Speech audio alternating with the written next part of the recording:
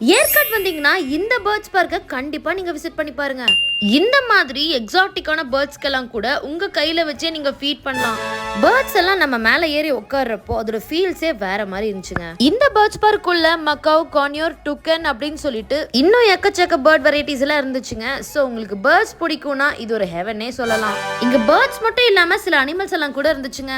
வேர்ல்ட்லயே largest and ஹெவியஸ்டா இருக்கக்கூடிய bird தாங்க ostrich. Feet பண்றதுக்கே செம பயங்கரமாவும் இருந்தது. அது மட்டும் இல்லைங்க, டிஃப்ரெண்ட் கண்ட்ரீஸ்ல இருக்கக்கூடிய ராபிட்ஸ் எல்லாம் கூட பாக்குறதுக்கு செம கியூட்டாவே இருந்தது.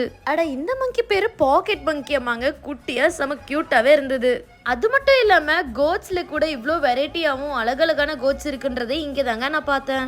ஆல்சோ இவங்க ஷிட்ஸு, ஹஸ்கின்னு சொல்லிட்டு நிறைய டாக்ஸ் எல்லாம் கூட வச்சிருந்தாங்க. சோ நீங்களும் ஏற்காடு போனீங்கன்னா இந்த பீகோ பார்க்குக்கு கண்டிப்பா விசிட் பண்ணுங்க. இதே மாதிரி அப்படி தெரிஞ்சுக்க மறக்காம நம்ம பேஜுக்கு ஒரு ஃபாலோ பண்ணிடுங்க.